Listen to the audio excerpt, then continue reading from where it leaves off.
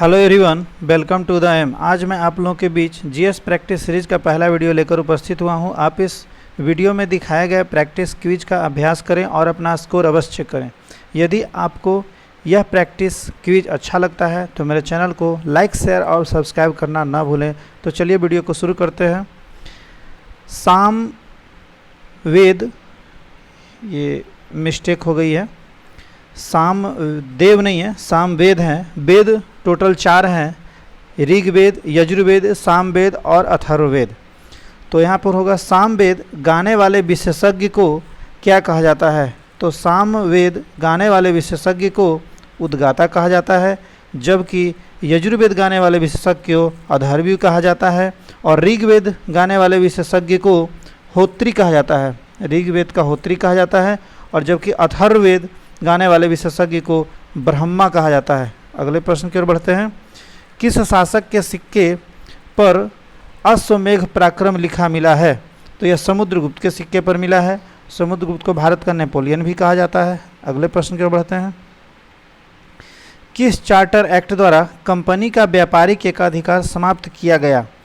तो charter act 1813 के द्वारा कंपनी का व्यापारिक एकाधिकार समाप्त किया गया था, जबकि कंपनी का व्यापारिक एकाधिकार पूर्णतः, यदि यहाँ वर्ड बीच में पूर्णतः होता तो वह चार्टर एक्ट 1833 के अंतर्गत समाप्त किया गया था।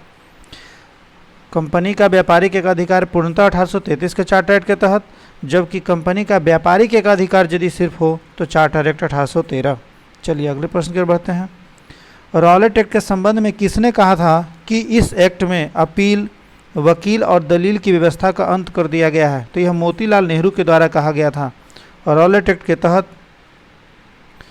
व्यक्तिगत स्वतंत्रता को सीमित कर दिया गया था और यह एक्ट 1919 ईस्वी में भारत में आया था और इसी एक्ट के विरोध में जालियांवाला बाग हत्याकांड 13 अप्रैल 1919 को हुआ था। चलिए अगले प्रश्न की बढ़ते हैं। पनडुब्बी के अंदर से जल के ऊपर देखने के लिए क्या प्रयुक्त होता है? तो पेरिस्कोप का प्रयोग किया जाता है। सिकंदर लोदी ने बिहार का अभियान किस वर्ष किया था? तो 1504 में सिकंदर लोदी ने बिहार का अभियान किया था। सिकंदर लोदी लोदी वंश का शासक था और 1504 में ही सिकंदर लोदी ने आगरा शहर को बसाया था और आगरा को ही सिकंदर लोदी ने अपना राजधानी भी बनाया था। अगले प्रश्न के बढ़ते हैं। बिहार और उड़ीसा दोनों बंगाल से कब अलग हुए? तो बिहार और उड़ीसा बंगाल से दोनों 1 अप्रैल 1912 को अलग हुए, जबकि बिहार और उड़ीसा दोनों अलग हुए 1 अप्रैल 1936 को। बिहार और उड़ीसा आपस में 1 अप्रैल 1936 को अलग हुए, जबकि बिहार और उड़ीसा दोनों साथ में बंगाल से अलग हुए 1 अप्रैल 1912 को। यदि बिहार झारखंड की बात किया जाए तो बिहार झारखंड से 15 नवंबर 2000 को अलग हुआ। चलिए अगले प्रश्न की ओर बढ़ते हैं। 1857 की क्रांति में पटना में विद्रोह का नेतृत्व किसने किया? पटना में पूछा जा रहा है। तो पटना से विद्रोह पीर अली ने किया था 1857 के विद्रोह का, जबकि कुंवर सिंह ने आरा से विद्रोह का नेतृत्व किया था। चलिए हिंदुओं का प्रसिद्ध मंदिर विष्णुपद कहाँ है? तो ये गया में है, गया बिहार में पड़ता है। चलिए अलमाटी बांध किस नदी पर है? तो यह कृष्णा नदी पर अवस्थित है। नेक्स्ट, किस वर्ष भारत के रेल बजट को आम बजट से अलग कर दिया गया था, पृथक किया गया था? तो यह अलग किया गया था 1924-25 के बजट में अलग किया गया था और यह एकवर्थ कमेटी की सिफारिश पर किया गया था। वह मुद्रा जिसकी विनिमय दर में लगातार गिरने की प्रवृत्ति हो वह कहलाती है सुलभ मुद्रा। लगातार गिरने की प्रवृत्ति हो वह मुद्रा कहलाती है सुलभ मुद्रा, और जिसमें पलायन करने की प्रवृत्ति हो वह होती है गर्म मुद्रा। पलायन करने की प्रवृत्ति गर्म मुद्रा और लगातार गिरने की प्रवृत्ति सुलभ मुद्रा। चलिए अगले प्रश्न को बढ़ते हैं। भारत में किस बागवानी उत्पन्न सामग्री का सबसे बड़ा उत्पादन है? भारत किस बागवानी उत्पन्न सामग्री का सबसे बड़ा उत्पादक है? तो भारत सबसे ज़्यादा काजू का उत्पादन करता है और काजू भारत में केरल राज्य में सबसे अधिक होता है। चलिए अगले प्रश्न की ओर बढ़ते हैं। बैंकों द्वारा शुरू की गई कौन सी लिखित या इंस्ट्रूमेंट प्लास्टिक मनी के नाम से जाना जाता है? तो बैंक द्वारा शुरू किया गया प्लास्टिक मनी कहलाता है क्रेडिट कार्ड। चलिए अगले प्रश्न की ओर बढ़ते हैं। सर्वोच्च न्यायालय के अधिकार क्षेत्र में वृद्धि करने का अधिकार किसे है? सर्वोच्च न्यायालय के अधिकार क्षेत्र में वृद्धि करने का अधिकार जो है यह संसद को मिला हुआ है। संसद को सर्वोच्च न्यायालय का जो वर्णन है आर्टिकल 124 में है, जबकि उच्च न्यायालय का जो वर्णन है आर्टिकल 214 में है। 214 उच्च न्यायालय जबकि 124 सर्वोच्च न्यायालय। अगले प्रश्न को बढ़ते हैं।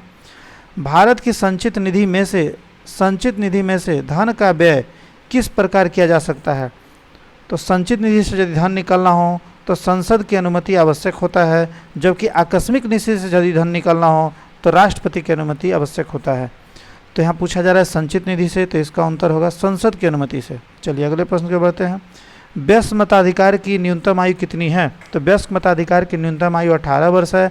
पहले यह 21 वर्ष हुआ करती थी, जबकि 21 वर्ष हुआ करती थी। 61वां संविधान संशोधन अधिनियम 1989 के अंतर्गत 61वां संविधान संशोधन अधिनियम 1989 के अंतर्गत मताधिकार की जो न्यूनतम आयु थी 21 वर्ष से घटाकर 18 वर्ष कर दी गई, और अभी मताधिकार की न्यूनतम आयु 18 वर्ष ही है। चलिए अगले प्रश्न को बढ़ते हैं। भारतीय संविधान के किस अनुच्छेद के अंतर्गत लोकसभा को भंग किया जा सकता है? तो लोकसभा को भंग किया जाता है आर्टिकल 85 के अंतर्गत, जबकि 356 के अंतर्गत राष्ट्रपति शासन का प्रावधान है। चलिए अगले प्रश्न को बढ़ते हैं। लोक उपक्रम समिति में सदस्यों की संख्या कितनी है? तो इसमें कुल 22 सदस्य हैं, जिसमें 15 सदस्य जो हैं लोकसभा से और 7 सदस्य राज्यसभा से आते हैं। चलिए अगले प्रश्न से बढ़ते हैं। भारतीय संविधान में मूलभूत अधिकारों को निलंबित करने वाली सत्ता कौन सी है? तो भारतीय संविधान में मूलभूत अधिकार जो होते हैं उसको निलंबित किया जाता है राष्ट्रपति के द्वारा। सदन स्थगन का अधिकार किसे है? स्थगित कौन कर सकते हैं? तो लोकसभा अध्यक्ष सदन को स्थगित कर सकते हैं, और लोकसभा अध्यक्ष जो होते हैं इन्हें निर्णायक मत देने का अधिकार होता है, और किसी विधेयक को धन विधेयक इन्हीं के द्वारा कहा जाता है, लोकसभा अध्यक्ष के द्वारा ही। चलिए अगले प्रश्न को बढ़ते हैं। चावल, कपास और मक्का किस प्रकार की फसल का उदाहरण है?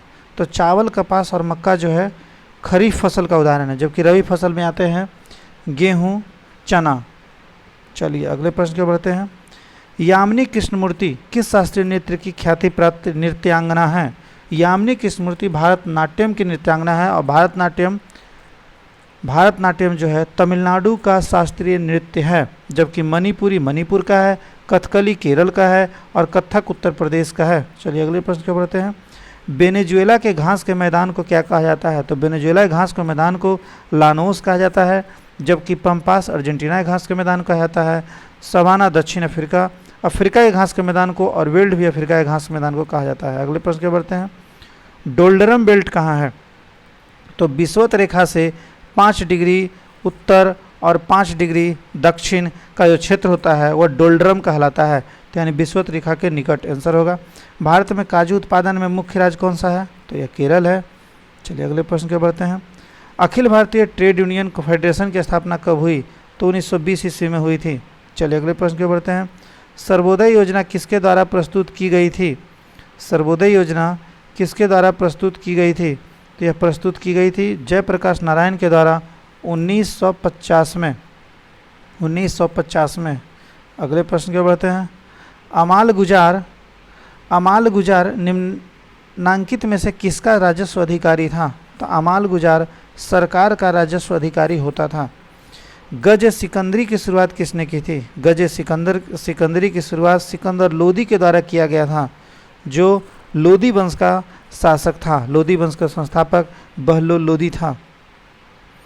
शून्यवाद का सिद्धांत किस बौद्ध दार्शनिक ने प्रतिपादित किया था? तो शून्यवाद का जो सिद्धांत था यह नागार्जुन ने दिया था, और नागार्जुन को भारत का आइंस्टीन भी कहा जाता है।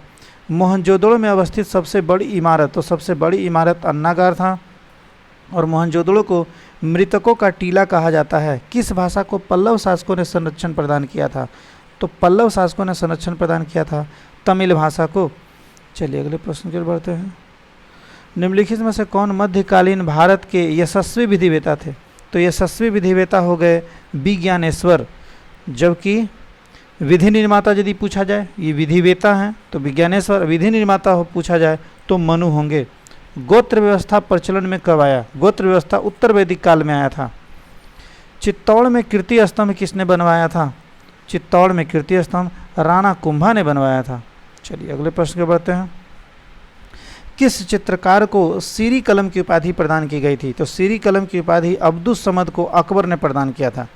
अकबर ने सीरी कलम की उपाधि अब्दुस समद को दिया था, और अकबर ने ही मोहम्मद हुसैन को जड़ी कलम की उपाधि दिया था। जड़ी कलम की उपाधि मोहम्मद हुसैन को मिला था और सीरी कलम की उपाधि अब्दुस समद को दिया गया था, दोनों अकबर के द्वारा ही। चलिए अगले प्रश्न के बढ़ते हैं। निम्नांकित भारतीय यूनानी शासकों में से कौन भारतीय बौद्ध साहित्य में उल्लेखित है? भारतीय बौद्ध साहित्य में मीनांडर का उल्लेख है। रज्जुमनामा किसका फारसी का अनुवाद है? तो रज्जुमनामा जो है महाभारत का फारसी अनुवाद है, और महाभारत के लेखक वेद व्यास थे, और भारत का सबसे बड़ा महाकाव्य ही नहीं बल्कि विश्व का सबसे बड़ा महाकाव्य है महाभारत। भारत में दो सबसे बड़े महाकाव्य हैं, महाभारत और रामायण। रामायण के लेखक महर्षि वाल्मीकि हैं, और महाभारत का और रामायण का दोनों का फारसी में जो अनुवाद था यह बदायूनी ने किया था, बदायूनी। और महाभारत का पुराना नाम जय संहिता है। चलिए, सत्यजीत रे की पहली फिल्म थी, सत्यजीत रे की पहली फिल्म थी पाथेर पांचाली। मानव शरीर में उत्तेजना का क्या कारण है? तो उत्तेजना का कारण है एड्रीनल ग्लैंड। एड्रीनल ग्लैंड, इसे लड़ो और उड़ो हार्मोन कहते हैं, फाइट एंड फ्लाई हार्मोन। चलिए, जो गुस्सा के समय निकलता है। सूती वस्त्र बनाने में प्रयुक्त रेशा पौधे के किस भाग से प्राप्त होता है? तो ये फल से प्राप्त होता है। आगे बढ़ते हैं। संतुलित आहार में दूध का सेवन प्रतिदिन कितना करना चाहिए? तो संतुलित आहार में दूध का सेवन 100 ग्राम प्रतिदिन करना चाहिए। मनुष्य का कान किसका बना होता है? तो कान कार्टिलेज का बना होता है। कान जो होता है कार्टिलेज का बना होता है, और कान में सबसे छोटी हड्डी, पूरे शरीर की सबसे छोटी हड्डी अस्टेपिज होती है। चलिए अगले प्रश्न के बढ़ते हैं। मानव शरीर की सबसे बड़ी हड्डी का नाम क्या है? सबसे बड़ी हड्डी का जो नाम है वह फीमर है, जो पैर में होता है। फीमर है सबसे बड़ी हड्डी, फीमर है सबसे छोटी हड्डी, अभी जस्ट मैंने बताया। सबसे छोटी हड्डी अस्टेपिज जो कान में होती है। चलिए अगले प्रश्न के बढ़ते हैं। गति के नियम का प्रतिपादन किसने किया? तो न्यूटन ने किया था। कच्चे फलों को पकाने के लिए किस गैस का प्रयोग होता है? तो कच्चे फलों को पकाने के लिए एसिटिलीन गैस का प्रयोग किया जाता है, जबकि प्राकृतिक रूप से जो फल पकते हैं वो एथिलीन के द्वारा पकते हैं, प्राकृतिक रूप से एथिलीन। डायबिटीज़ के रोगी क्या नहीं पचा सकते? तो शर्करा नहीं पचा सकते हैं। आगे बढ़ते हैं। इंजेक्शन देते समय प्रयुक्त जल किस विधि द्वारा तैयार होता है? तो आसवन विधि द्वारा तैयार होता है। त्वरित चालक के आविष्कार कौन थे? तो त्वरित चालक के जो आविष्कारक हैं वह फ्रैंकलिन है, फ्रैंकलिन। चलिए, पेट में दूध को दही में परिवर्तित कौन करता है? तो रेनिन करता है, रेनिन। यदि किसी साबुन के बुलबुलों को आवेशित किया जाता है तो इसका आकार बढ़ता है, इसका आकार बढ़ता है। यदि किसी साबुन के बुलबुलों को आवेशित किया जाता है तो इसका आकार बढ़ता है। नाभिकीय रिएक्टर में न्यूट्रॉन को शोषित करने वाला तत्व है कैडमियम। कैडमियम नाभिकीय रिएक्टर की खोज फर्मी ने किया था, और नाभिकीय रिएक्टर को न्यूट्रॉन अवशोषित करते हैं, कैडमियम। चलिए, रडार की कार्य प्रणाली किस सिद्धांत पर आधारित है? तो रडार कार्य करता है रेडियो तरंग के परावर्तन पर, रेडियो तरंग के परावर्तन पर। सूक्ष्मदर्शी का आविष्कार किसने किया? गैलीलियो ने किया था।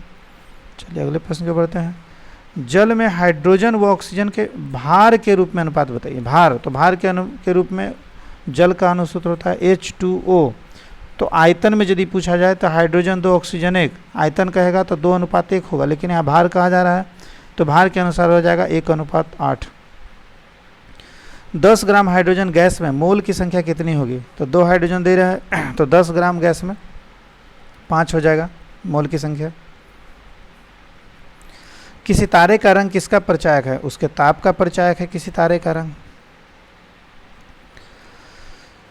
चलिए आगे बढ़ते हैं।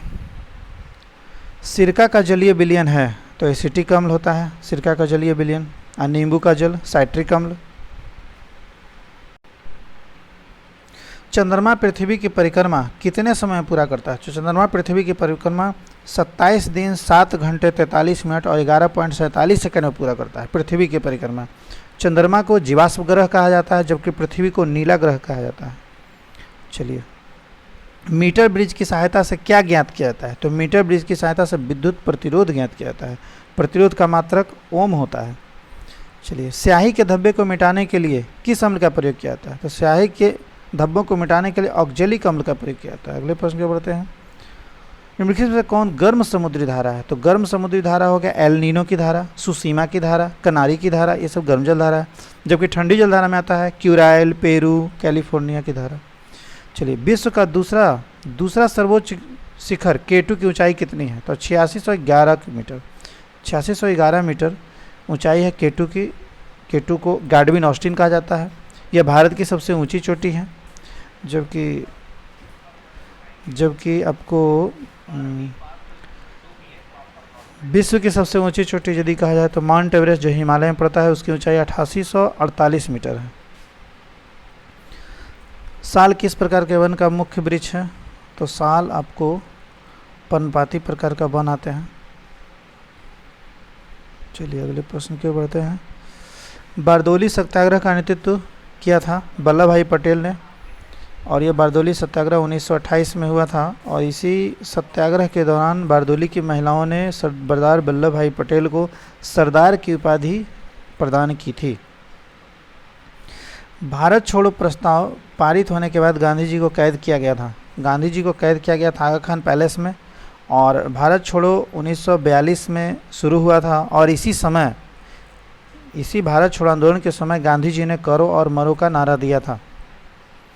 द्वितीय गोलमेज सम्मेलन किस प्रश्न पर असफल रहा? तो द्वितीय गोलमेज सम्मेलन जो था सांप्रदायिक प्रतिनिधित्व के प्रश्न पर असफल रहा था। और द्वितीय गोलमेज सम्मेलन जो था 1931 में हुआ था।